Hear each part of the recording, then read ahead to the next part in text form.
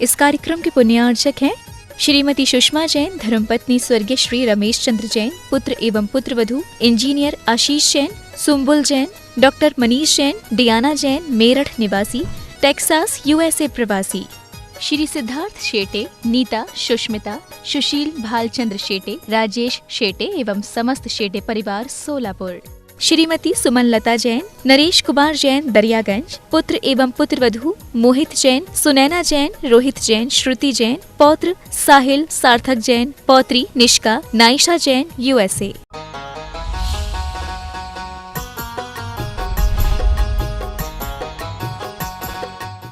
महर्षि निशा जी जैन की शंका है कि क्या तत्वार सूत्र का वाचन और लेखन हम रात्रि में कर सकते हैं?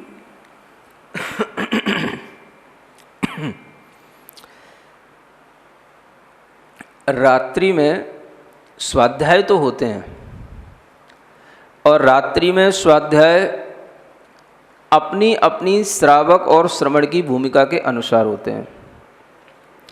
श्रावक जिस तरह से रहता है, जिस तरह की हिंसा का त्यागी होता है, उस तरह की अहिंसा के साथ ही वो स्वाध्याय कर सकता है, करता है।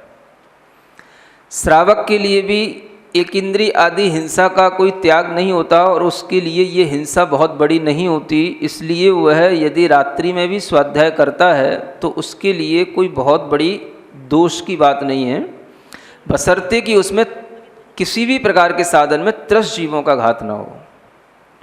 आपकी किसी भी प्रकार की जो लाइट आदि की चीज़ें हैं उनमें त्रस्त जीवों का घात ना हो। और अगर आपको स्वाध्याय करना ही है, प्रश्न अगर ये है कि हम केवल तत्वार सूत्र का कर सकते हैं कि नहीं, तो स्वाध्याय तो आप जो भी ये ग्रंथ हम सबके लिए परिचय में आ रहे हैं या जो प्रभावना के कारण बने हुए हैं, ज्ञानप्रद हैं, उन किन्हीं भी ग्रंथों का स्वाध्याय संध्या समय को छोड़ करके किया जा सकता है। संध्या समय का जो लगभग 48 से 50 मिनट का जो टाइम होता है संध्या का, उसको छोड़ने के बाद में आप स्वाध्याय कर सकते हो और वह स्वाध्याय का आप लेखन भी कर सकते हो। उस स्वाध्याय को आप दूसरों को करा भी सकते हो, इसमें कोई आपत्ति की बात नहीं है। ध्यान ये रखना है कि हमें अपनी योग्यता के अनुसार स्वाध्याय भी करना है और अहिंसा को भी थोड़ा सा ध्यान में रखना है, ये विचार विशेष है। महर्षि ब्रुशाली जी जैन की शंका है कि शेयर मार्केट में ट्रेडिंग करना क्या जुआ खेलने के जैसा है?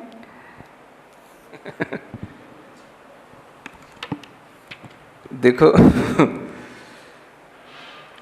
शेयर मार्केट में भी अलग अलग तरीके के काम होते हैं और शेयर मार्केट का भी सिद्धांत अलग अलग तरीके से है ना। शेयर मार्केट में इन्वॉल्व होने के भी लोगों के लिए अलग अलग तरीके के जॉब हैं, तो हम पूरा का पूरा एक साथ ऐसा नहीं कह सकते कि सारा का सारा खेल ही ऐसा है। तरीके उसमें अलग अलग हैं। आप किस तरीके से काम कर रहे हो ये डिपेंड करेगा कि आपने मान लो आज पैसा लगाया या पहले पैसा लगाया, ये सोच के लगाया कि ये जो है दाम इसके बढ़ जाएंगे, शेयर बढ़ जाएंगे तो जो है हमारे लिए लाभ मिल जाएगा। तो यह जो लाभ और हानि का जो आप एक खेल खेलते हैं, ये जो खेल है, ये खेल थोड़ा सा उसी श्रेणी में आ जाता है, ये जो लाभ हानि का खेल खेला जाता है। समझ आ रहा है? कभी आपका पैसा डूब भी जाता है और कभी पैसा बढ़ भी जाता है। तो ये जो आपके अंदर चेष्टा इस रूप में नहीं होनी चाहिए कि हमारे लिए यह एक शौक बन गया है या हम इसी से अपनी आजीविका निकाल रहे हैं। समझ में आ रहा है? ये चेष्टा हमारे लिए आजीविका का कारण नहीं होनी चाहिए। आजीविका तो हमारी दूसरी होनी चाहिए। ये आप अगर खेल के रूप में देख रहे हो तो इसमें आप जो पैसा लगा रहे हो वो पैसा आपको किसी ऐसी जगह पर लगाना चाहिए जिसमें कि अपने आप एक निश्चित सीमा के बाद में उस पैसे की अभिवृद्धि हो। इंश्योरेंस कंपनियां होती हैं, समझ आ रहा है? बैंकों में FD होती हैं, ये सब चीज़ें फिर भी ठीक हैं, लेकिन किसी भी कंपनी के मोह में आकर के नई कंपनी खुली है, नया शेयर निकला है और उसका अभी इतना है फिर इतना हो जाएगा, ऐसा सोच कर के जो किया जाता है ये थोड़ा सा हमारे लिए नुकसानदायक भी हो सकता है और होता है। समझ में आ रहा है? जिन लोगों की क्षमता होती है वो तो झेल ले जाते हैं, लेकिन जो केवल इसी पर डिपेंड होकर के अपना जीवन चलाना चाहें तो नहीं चलता है। तो एक तरह से जिसमें पैसा बहुत जल्दी बढ़ जाता हो, पैसा बहुत जल्दी घट जाता हो, और हमारा भी बीपी बहुत जल्दी बढ़ जाता हो और बहुत जल्दी घट जाता हो, तो वो खेल भी एक तरह से जुए का ही खेल है। समझ आ रहा है? लेकिन जो और दूसरी चीज़ें हैं उससे जुड़ी हुई, समझ आ रहा है, उसकी और किसी भी तरीके से मैनेजिंग करना या और किसी तरीके की उसमें जॉब करना, वो एक अलग चीज़ है। तो ऐसा विचार रखना चाहिए कि जिससे हमारा बीपी डाउन हो रहा है कि नहीं और हाई हो रहा है कि नहीं, ये सोचना चाहिए। समझ आ रहा है? तो वो जुआ कहलाएगा। अगर आपका बीपी तुरंत डाउन हो गया और तुरंत हाई हो गया, आपको इतना होना चाहिए इससे हमें कोई फ़र्क नहीं पड़ रहा है, ये पड़ा है, इसको हमने ऐसे डाल रखा है, तो अलग बात है। समझ आ रहा है? लेकिन अगर उससे आपके इमोशंस हाई और डाउन हो रहे हैं तो वो आपके लिए खतरनाक सिद्ध होगा। इसीलिए जुआ आदि एक विशेष बुरी आदतें कही जाती हैं, क्योंकि इससे आदमी को नुकसान भी होता है और फ़ायदा भी होता है। लेकिन जब नुकसान होता है तो वह बहुत बुरे तरीके से भी होता है। आदमी कहना चाहिए, है ना, दिवालिया भी हो जाता है और घर का क्या वो सड़क पे आ जाता है। समझ आ रहा है? ऐसे ऐसे लोग भी देखे गए हैं। तो इस तरीके, हाँ वो व्यसन में इसलिए आ गया, वो जुआ व्यसन है। तो इस तरीके की जो जुए को भी इसीलिए बुरा माना गया है कि इतना ज़्यादा हम कोई खेल में अपना इंटरेस्ट ना रखें कि हम बिल्कुल सब कुछ उसी पर दाव पे लगा दें और वो सारा का सारा कभी अगर चला गया तो हम बिल्कुल सड़क पे आ जाएं। हैं? फिर सुसाइड वगैरह भी होते हैं, डिप्रेशन वगैरह के बहुत बड़े कारण बन जाते हैं। तो ऐसा इसलिए मना किया गया, इसीलिए इनको बैड हैबिट्स कहा जाता है। इस तरीके के खेल अगर हैं तो वो जुए में आएंगे। महर्षि निर्मला बख्शी जी की शंका है कि अभी व्रत के दिनों में हम मंदिर नहीं जा सकते, तो क्या घर पर द्रव्य से पूजन कर सकते हैं? देखिए ऐसा है, पूजन का जो तरीका है वो द्रव्य और भाव दोनों से होता है। ऐसा कोई नियामक नहीं है कि हमें भगवान के सामने ही द्रव्य से पूजन करनी चाहिए या भगवान के बिना हमें भाव पूजन करनी चाहिए। ये एक सामाजिक व्यवस्थाएं हैं, मंदिर आदि की व्यवस्थाएं हैं। यदि आपका मन होता है द्रव्य चढ़ाने का, अर्पित करने का, तो आप ठोने में सब कुछ स्थापित करके कर सकते हो। इसमें मुझे किसी भी तरह की कोई भी मतलब धर्म विपरीत बात समझ में नहीं आती है ना, अगर आपका मन ज़्यादा ही हो रहा है तो। अन्यथा आप इस समय पर भाव पूजा करो। जो कुछ भी आपको द्रव्य अर्पित करना है वो द्रव्य जो है उस भाव पूजा के साथ में एक साथ अर्पित कर लो। कोई ज़रूरी तो नहीं है कि छोटे छोटे चावल ही चढ़ा करके हम द्रव्य अर्पित करें। हम एक साथ किसी द्रव्य को समर्पित करके भी हम एक बार में भी जा कर के भगवान के सामने चढ़ा के आ सकते हैं और वो सारा का सारा एक साथ भी हम त्याग कर सकते हैं, है ना। तो इस तरह से करने में कोई बाधा नहीं है। तो द्रव्य पूजा भी यही है। ऐसा मत समझो कि एक एक जल चंदन अक्षत चढ़ाने का नाम द्रव्य पूजा है। आप एक साथ, आपको लग रहा है 10 दिन में हम कितनी सामग्री चढ़ा सकते थे, उतनी सामग्री आप इकट्ठी निकाल के रख लो और एक साथ जाकर के मंदिर में समर्पित कराना। समझ आ रहा है? या जितनी पूजा आपकी होती एक सामग्री में, उतनी आप जो है इकट्ठी ले लो और एक दिन जब भी दर्शन करने जाओ उतनी सामग्री समर्पित कराना, आपकी पूजा मानी जाएगी। कोई दिक्कत नहीं। क्या है, भावी तो है, इतना हमें द्रव्य का त्याग करना है, उसके अनुसार हमें अपने भाव बनाना है। तो हमने इतनी ज़्यादा क्यों ये सब चीज़ें कसम कस बना रखा है। ऐसा लगता है कि जैसे बिल्कुल लक्ष्मण रेखा खिंची हुई है, हम उसके बाहर निकले तो कोई रावण पकड़ लेगा, हमें कोई मार डालेगा कि हमें कोई लूट लेगा। अरे ये तो सब अपने त्याग की भावनाएं हैं, अपने भाव पूजा, द्रव्य पूजा, ये तो एक भगवान के गुणों की स्तुति करने के एक निमित्त हैं, आधार हैं। इनके माध्यम से हम अपने भावों की संयोजना करते हैं। अगर हमारी भावों की संयोजना घर पे भी बैठ करके हो रही है और द्रव्य उसमें सहायक बन रहा है तो इसमें कोई आपत्ति की बात नहीं है। आपका भाव तो इतना होना चाहिए कि हमें द्रव्य भी त्याग करना है और अपने भावों को भी बढ़ाना है, बस। रुचि जी जैन यूएससी से, उनकी शंका है कि आपने कल बताया था कि दूर रहने वाली चीज़ डिवोशन के बल पर हमारे पास आ जाती है, तो क्या ये डिवोशन सिर्फ मानसिक होता है या शारीरिक भी होता है? डिवोशन तो मानसिक ही होता है ना। शारीरिक तो उसकी एक अभिव्यक्ति होती है। अगर हमारे पास में समर्पण है तो कितनी भी बड़ी चीज़ हो, कितनी भी दूर चीज़ हो, वो हमारे मन में समा सकती है।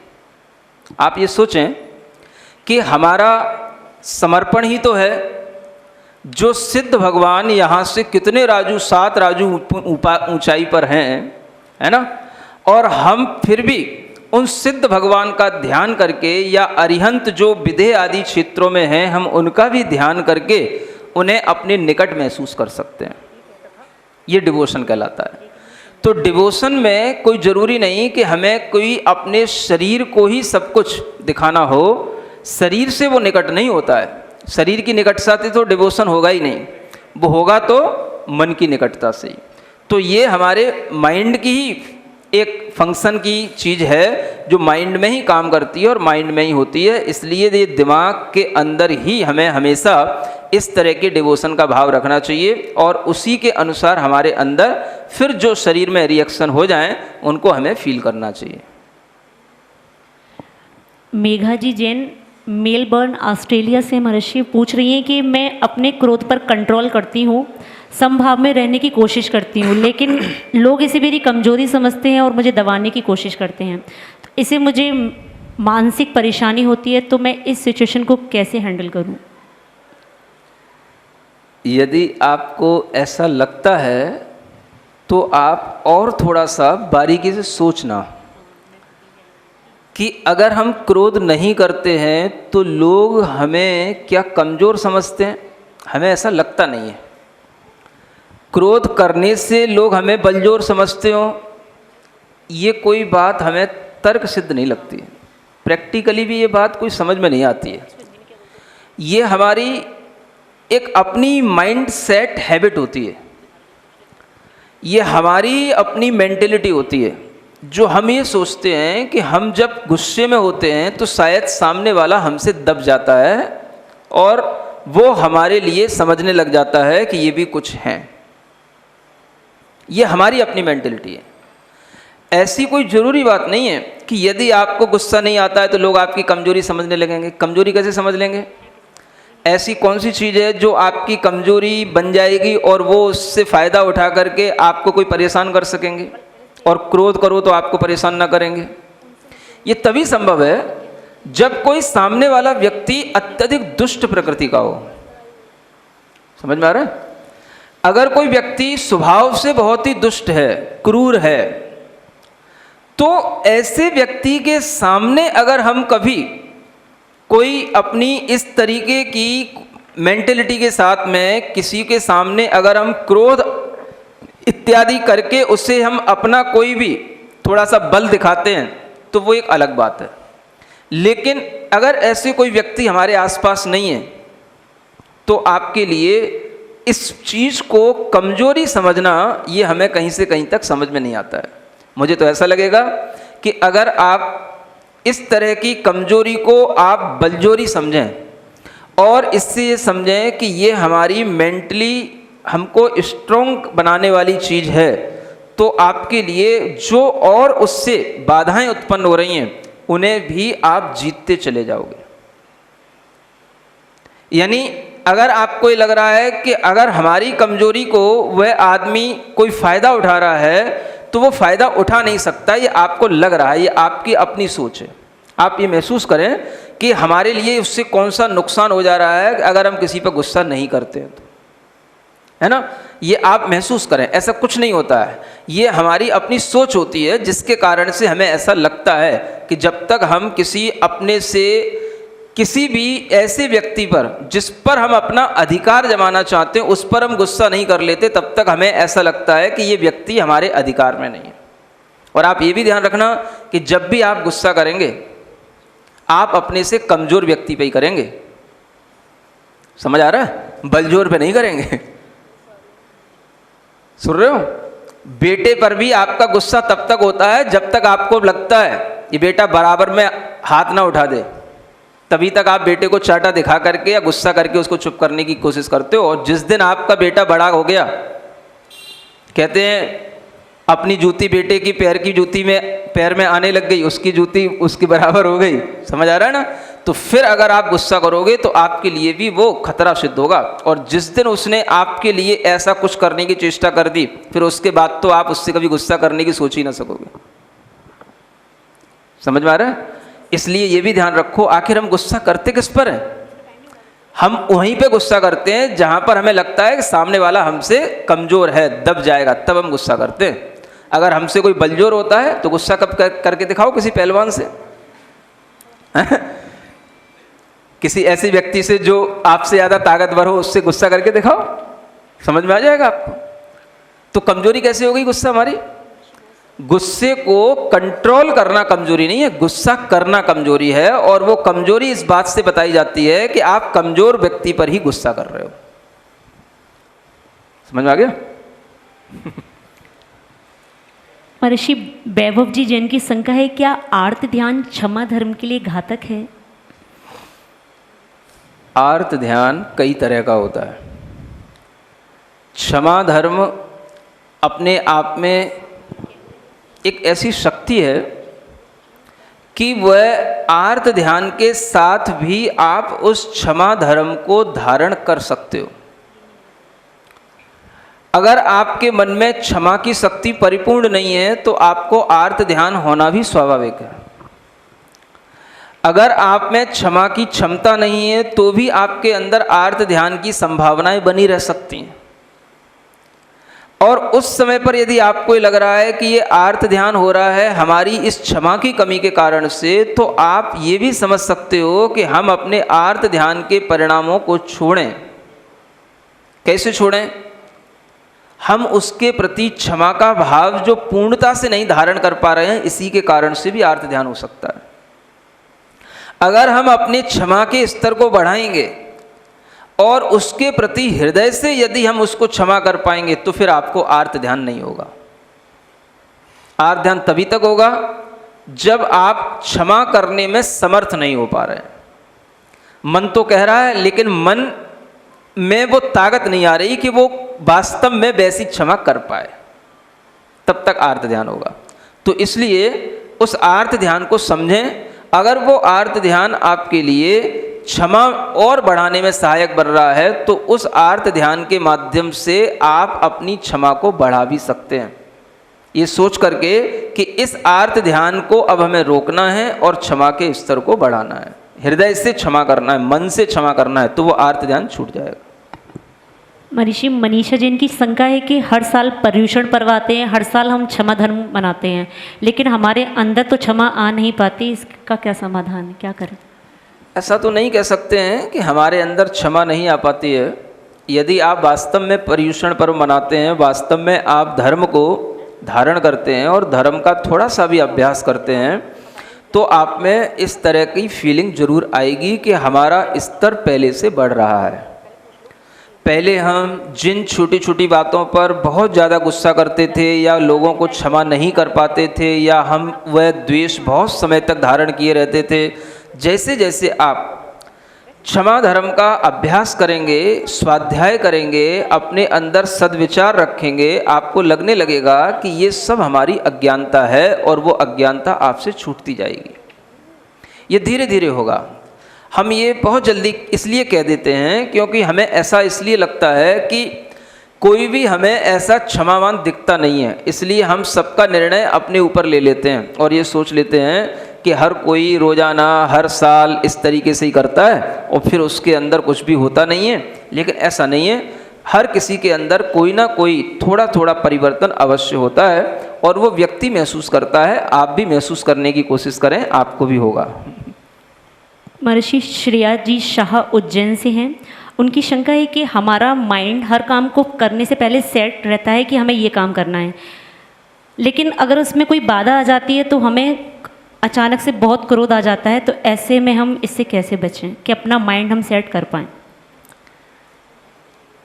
अगर इतनी जल्दी क्रोध आ जाता है तो इसका मतलब ये है कि आपके पास में कोई दूसरा ऑप्शन था नहीं। अब अगर वो क्रोध आ गया तो आप उस क्रोध को थोड़ी देर बाद शांत होने के बाद में ये समझने की कोशिश करें कि इसका दूसरा ऑप्शन क्या हो सकता है। जब आप ये समझ लेंगे कि इसका दूसरा ऑप्शन भी हमारे पास में था, लेकिन जिस समय पर क्रोध आया था उस समय पर हमें याद नहीं आया, तो आपके अंदर एक थिंकिंग आएगी कि जब भी कभी क्रोध आता है उस समय पर हमें ऑप्शन भी ध्यान में नहीं आता है। तो जब भी कभी आपके लिए फिर ऐसी सिचुएशन आएगी तो उस समय पर आप अपने मन में ये सोचेंगे कि हमें अगर इसका कोई ऑप्शन ढूंढना है तो हमें क्रोध नहीं करना है। जब इस तरह से आप अपने लिए प्रैक्टिस करने लग जाएंगे तभी आप धीरे धीरे इस प्रकार की सिचुएशन से उत्पन्न होने वाले क्रोध पर अपना नियंत्रण कर पाएंगे। और यही वो तरीका होगा जिसके माध्यम से आप धीरे धीरे समझ पाएंगे कि क्रोध को कैसे नियंत्रित किया जाता है। माने क्रोध के समय पर आपके लिए विचार भी नहीं आएगा। जब विचार आएगा तो उस समय पर क्रोध नहीं होगा, क्योंकि क्रोध और सद्विचार ये दोनों चीज़ें एक साथ नहीं रहती हैं। इसलिए कहा जाता है क्रोध में व्यक्ति अंधा हो जाता है। अंधा होने का मतलब उसे आंखें होते हुए भी आंखों से वो नहीं दिखाई देता कि ये हमारे सामने कौन है, अपना रिश्तेदार है, सगा है, भाई बंधु है, कुछ भी नहीं दिखाई देता। जब उसको क्रोध आता है तो उसे जो करना होता है वो कर ही जाता है। तो जिस समय पर इस तरीके का क्रोध होता है उस समय पर हम बिल्कुल अपनी विवेक बुद्धि खो चुके होते हैं। जब क्रोध शांत होगा तभी वो विवेक हमारा जागृत होगा, तभी हम कुछ दूसरा सोच पाएंगे। तो आप जब भी कभी इस तरीके का कोई काम करें तो माइंड सेट करने से पहले उसके ऑप्शन अपने पास में और भी रखें। समझ आ रहा है कि यदि ऐसा हुआ तो हम क्या करेंगे और यदि ऐसा नहीं हुआ तो हम क्या सोचेंगे, क्या करेंगे। ये इस तरह से माइंड सेट करके चलना चाहिए। समझ में आ रहा है? परिस्थिति भावना हमारी अनुकूल उस परिस्थिति के अनुसार नहीं हुई तो हम क्या करेंगे। तो पहले से ही अगर आप माइंड सेट करके चलेंगे तो आपको कोई प्रॉब्लम नहीं आएगी। और अभी तो आपने प्रैक्टिस की कहाँ, क्योंकि आज ही तो आपने शब्द सुना है माइंड सेट, उससे पहले तो आपने कभी सुना ही नहीं होगा। समझ आ रहा है? तो ये जो फोकस आज दिया जा रहा है माइंड सेट पर, ये आपने आज ही सुना है। तो आज तो शुरुआत है, प्रैक्टिस करना शुरू करो, है ना। और आगे के टाइम पर फिर बताना कि आपने कैसा प्रैक्टिस करके कैसा फील किया। पुलकित जी जैन पालम के से हैं, उनकी शंका है कि आज के युवाओं के लिए सामायिक की क्या परिभाषा है और उसकी क्या विधि है। सामायिक का मतलब होता है कि हम समभाव में आए। जो भी हमारे सामने हानि लाभ, मान अपमान, क्रोध आदि के जो भाव होते हैं उन्हें हम छोड़ करके अपने मन को बिल्कुल समभाव में लाने की कोशिश करें और उस समभाव में मन को लगाने का अभ्यास करें।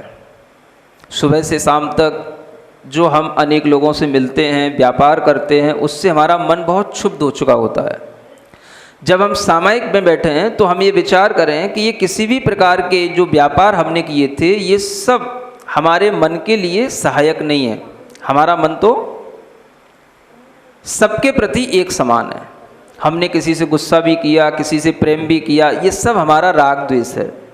हम अपने मन को कुछ समय के लिए इन सब राग द्वेष से हटाते हैं। तो मन में सामायिक का विचार करने के लिए सबसे पहले ये विचार करना कि मेरा जगत के किसी भी प्राणी से राग नहीं, मेरा जगत के किसी भी प्राणी से द्वेष नहीं, मैं तो बिल्कुल समभाव में हूँ और उस भाव में मैं कितनी देर रह सकता हूँ, ये अपने विचार से उस भाव में लगा करके उस मन को आप जब अभ्यास में लाएंगे तब आपकी सामायिक बढ़ती जाएगी, है ना।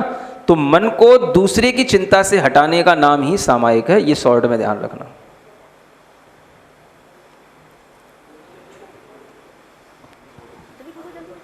क्यों?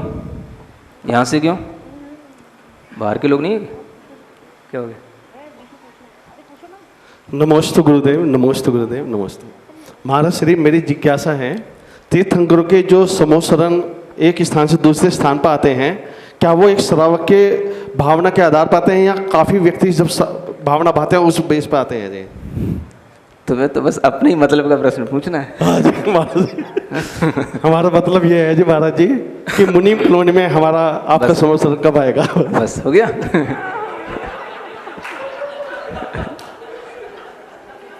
है ना?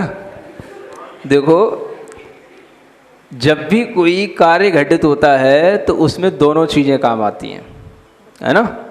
श्रावक का तीव्र पुण्य भी होता है और मुनि महाराज का उस समय का तीव्र भाव भी होता है।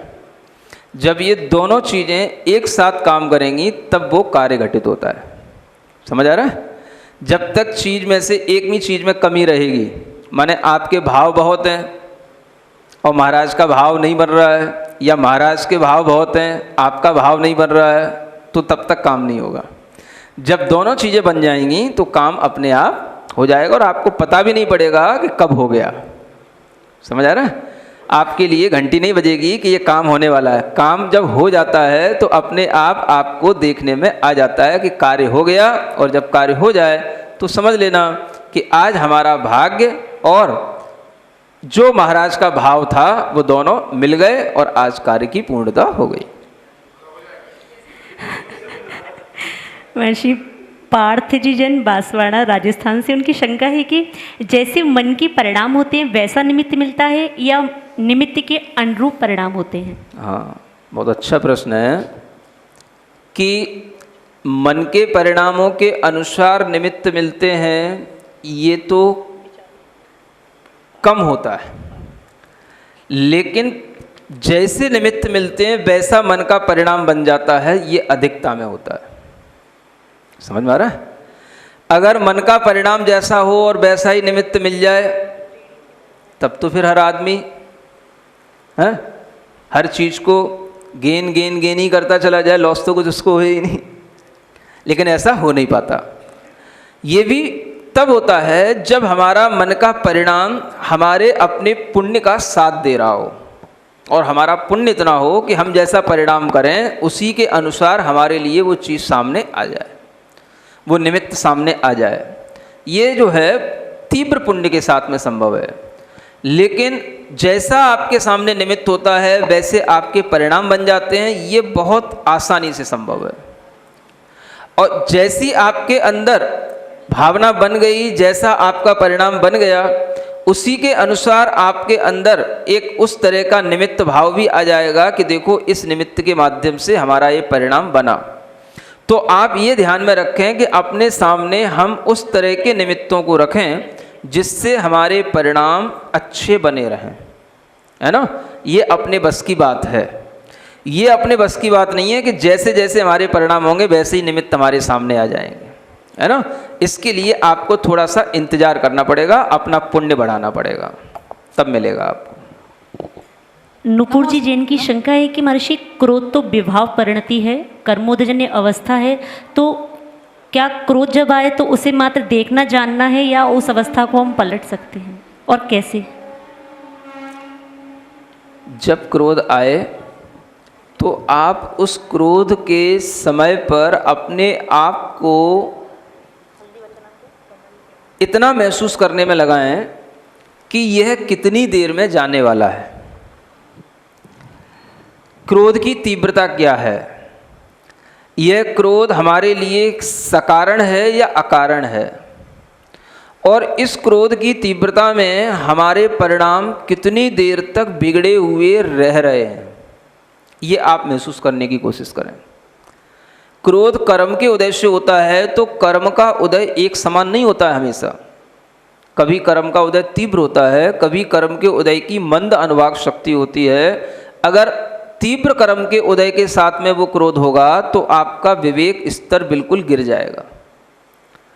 आप क्रोध को तभी नियंत्रित कर सकते हैं जब वो अपने मध्यम या मंद अनुभाग के साथ में उदय में आ रहा हो, और ये तभी तक संभव है जब तक आप अपने अंदर ज्ञान का, सद्विचारों का अभ्यास करते हो। तो जब आपके लिए इस तरह की क्रोध की परिणति दिखाई दे, आप ये भी देखें कि ये हमारे कर्म के तीव्र उदय से आ रहा है कि मंद उदय से आ रहा है। मंद उदय से आ रहा है तो उसे आने दें, आकर के वो चला जाएगा। ना आपको उसके लिए देखना जानना है, ना कुछ करना है। आपको बस केवल उससे अपना ध्यान हटा करके अपना दिमाग किसी दूसरे काम में लगाने की कोशिश करना है। धीरे धीरे वो उस क्रोध का उदय अपने आप शांत हो जाएगा। ये सबसे अच्छी प्रक्रिया है। जब भी कहीं आपको उस क्रोध का आने का माहौल दिखाई दे, आप उस स्थान से अपने आप को दूर हटा लें, उस व्यक्ति से अपने आप को दूर हटा लें और अपने को दूसरे काम में लगा दें जो आपके इंटरेस्ट का काम है। अगर आप ऐसा कर पाए तो आपको पता ही नहीं पड़ेगा कि क्रोध आने के हमने कितना बड़ा जो चांस था वो हमने बचा लिया। तो हम कभी कभी अपने कर्म के उदय को भी बचा सकते हैं इस तरह के अभ्यास के साथ में। नमोस्तु गुरुदेव। महाराज श्री, बच्चे जब ज़्यादा मतलब शैतानी करते हैं और हम लोग सोचते हैं कि पेशेंस रखे कर रहे हैं, लेकिन एक सिचुएशन ऐसी आ जाती है कि उसमें क्रोध आ ही जाता है, तो उस सिचुएशन से कैसे बचें, अपने माइंड को कैसे सेट करें? तो क्या दिक्कत है? जब बच्चे हैं तो बच्चे शैतानी करेंगे ही। आप माँ हैं तो बच्चों की शैतानी भी आपको अच्छी लगेगी। और कभी कभी आप बच्चों को इसलिए भी डांट डपट कर देते हैं कि आप माँ हैं, ऐसा आपके अंदर प्राउड होता है कि मेरी बात नहीं मानेगा तो किसकी मानेगा। समझ आ रहा है? तो इसमें अपना माइंड सेट करने की कोई ज़रूरत नहीं है। अगर माइंड सेट कर लिया तब तो फिर बहुत बड़ी दिक्कत हो जाएगी। आपने सुबह का प्रवचन सुना नहीं है? माइंड सेट नहीं करना है। माइंड सेट करने से ही माइंड अपसेट होता है। जैसी सिचुएशन है उसके अनुसार अपना माइंड तुरंत सेट कर लेना है। समझ आ रहा है ना? हाँ, क्योंकि बच्चा हमेशा एक भाव में नहीं रहता और बच्चा कोई भी काम करता है तो उसकी भी भावना देखनी पड़ती है कि वो किस भाव से क्या काम कर रहा है। समझ आ रहा है? बच्चा तो बच्चा ही है। अब उसने मान लो कुछ गलत कर भी दिया, कुछ उसने गलत बोल भी दिया, तो उसके अंदर उसका जो बचपना है उसके कारण से कर दिया, उसके अंदर का जो अज्ञान है उसके कारण से कर दिया। आपको लग रहा है कि उसने जानबूझ के कर दिया, तो ये अगर आपने ये माइंड सेट कर रखा है कि ये जानबूझ के कर दिया और उसने जानबूझ के नहीं किया और आपने उसी तरीके से उसको जो है थपथपा दिया, पीट फाट दिया, तो फिर क्या होगा? तो ये आपकी गलती हो जाएगी। इसलिए माइंड सेट करना ही नहीं। सोचना ये है कि इसने अगर कुछ किया है तो हम उसके भाव को देखें कि वो उसका एटीट्यूड क्या है, उसका ये वास्तव में बचपना है कि ये उसकी एक आदत है कि ये उसका खेल है कि हंसी में कर रहा है। ये सब चीज़ें देख करके अगर हम रिएक्ट करेंगे तो ही हम उससे अच्छे ढंग से बिहेव कर पाएंगे और तभी हम उसको संभाल पाएंगे, है ना? तो आपको माइंड सेट नहीं करना है। इसलिए कहता हूँ, सुबह का सुबह आए थे, सुबह नहीं आए होंगे, इसीलिए माइंड सेट की बात कर रहे हैं, है ना? Mind set is the cause of mind upset. सक्षम जी जैन पूना से महर्षि, उनका 6 साल का बेटा है, पूछ रहा है कि मंदिर में भगवान का अभिषेक क्यों करते हैं जबकि महाराज जी लोग तो स्नान नहीं करते? कोई बात नहीं, महाराज में और भगवान में अंतर होता है ना? भगवान की प्रतिमा होती है और वो एक तरह से अचेतन होती है, लेकिन महाराज चेतन होते हैं। प्रतिमा का अभिषेक अलग चीज़ है। वह प्रतिमा अभिषेक के रूप में ही शास्त्रों में कहा गया है, लेकिन महाराज का अभिषेक करने के लिए नहीं कहा गया है। समझ आ रहा है? क्योंकि उनके अपने साधना के तरीके हैं, उनके अपने मूल गुण हैं। उस मूल गुणों में वो कभी अपना स्नान नहीं करते हैं और ना आपसे करा सकते हैं। समझ आ रहा है? तो वो उनका अपना मूल गुण है, उसके कारण से महाराज का स्नान नहीं करना, महाराज का अभिषेक नहीं करना, ठीक है ना? क्योंकि महाराज को नहीं नहाने का ही बहुत बड़ा गुण है, अस्नान व्रत उनका कहलाता है, इसलिए वो महाराज का स्नान नहीं करते हैं। लेकिन प्रतिमा के ऐसे कोई मूल गुण नहीं होते हैं। प्रतिमा में अनेक गुण स्थापित किए जाते हैं, उसके माध्यम से प्रतिमा को पूज्य बनाया जाता है और प्रतिमा का अभिषेक किया जाता है, जिसे प्रतिमा अभिषेक बोला जाता है, उसको किया जा सकता है। ऐसा अंतर समझना दोनों में, एक चीज़ नहीं है। कमल जी जैन की शंका है महर्षि की, जब जमीन से उगी हुई चीज़ को खाने में दोष मानते हैं तो हल्दी को क्यों खाते हैं? ये तो कोई तर्क ही नहीं है कि ज़मीन से उगी हुई चीज़ को खाने में दोष मानते हैं। हम आपसे पूछते हैं कौन सी ऐसी चीज़ है जो ज़मीन में नहीं उगती है? जमीन के अंदर हर चीज़ ज़मीन में ही तो उगती है। ज़मीन के अंदर की बात कर रहे हो? जमीन के अंदर। चलो कोई बात नहीं। अब चीज़ चाहे उग रही है ज़मीन के अंदर उग रही हो, ज़मीन के बाहर उग रही हो, उग तो ज़मीन में ही रही है ना। जमी कंद का मतलब वो नहीं है जो आप समझ रहे हो। है ना। जमीन में जो कुछ भी उत्पन्न हो, उसका जमीन के भीतर जो कुछ भी हो रहा है वो जमीकंद है क्या? ऐसा नहीं होता है। जमीन के अंदर जो कंद के रूप में उत्पन्न हो उसी को जमीकंद कहते हैं। कंद जानते हो क्या होता है?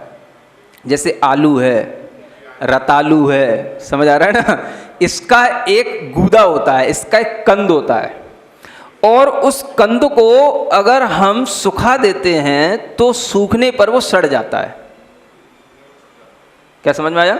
सूखने पर वो, डायरेक्ट आलू को आप सुखा के देखो, चिप्स नहीं बनाओ, क्या बोल रहा हूं, डायरेक्ट आलू को सुखाओ, अगर वो सड़ गया तो वो कंद हमारे खाने लायक नहीं रहा। अगर वो नहीं सड़ता है और वो काष्ठ के रूप में परिवर्तित होता है तो वो काष्ठ औषधि का रूप ले लेता है। समझ में आ रहा है? इसलिए ऐसे जो चीजें हैं जमीन के अंदर उत्पन्न होती हैं, लेकिन उनको बाहर निकालने के बाद यदि हम उन्हें सुखाते हैं और वो सूखी बनी रहती हैं, सूख जाती हैं और वो सड़ती नहीं हैं, तो उनका हम उपयोग कर सकते हैं। वो औषधि के रूप में, काष्ठ के रूप में उसका उपयोग किया जाता है। तो हल्दी का कंद और आलू का कंद, इन दोनों में बहुत बड़ा अंतर है।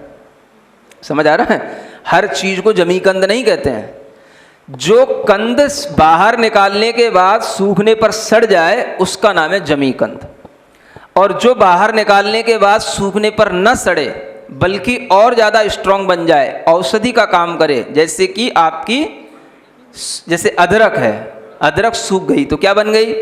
सौंठ बन गई। आप उसका उपयोग करते कि नहीं? तो इसी तरीके से हल्दी भी इसी तरीके की चीज़ है, सूखने पर वो सड़ती नहीं है और ज़्यादा वो कठोर बन करके वो औषधि का काम करने लग जाती है। जबकि आलू और भी कोई जो दूसरी चीज़ें हैं, गाजर इत्यादि, इनको सुखा दोगे तो ये खाने लायक नहीं रहती हैं, सड़ जाती हैं। समझ आ रहा है? ये अंतर जानना। महर्षि रुचिका जैन की शंका है कि जब गति बंद हो, लास्ट आखिरी शंका है, जब गति बंद होता है तो हमें कोई अनुभूति या एहसास होता है? शंकाएं बहुत सारी हैं। बंद का कभी भी हमें एहसास नहीं होता। किस कर्म का बंद हो रहा है, किस स्थिति अनुवाक के साथ हो रहा है, ये सब सूक्ष्म प्रक्रिया है। हम केवल अपने परिणामों को देख सकते हैं, जान सकते हैं कि हम क्या परिणाम कर रहे हैं। इसलिए कभी भी गति आदि या आयु आदि के बंद का हमें कभी कोई अनुभव नहीं होता। गति बंद तो हमेशा ही होता रहता है। अगर अनुभव होता तो हमेशा पता होता कि हमें किस समय पर कौन सी गति का बंद हो रहा है। यह केवल केवली गम्य प्रक्रिया है।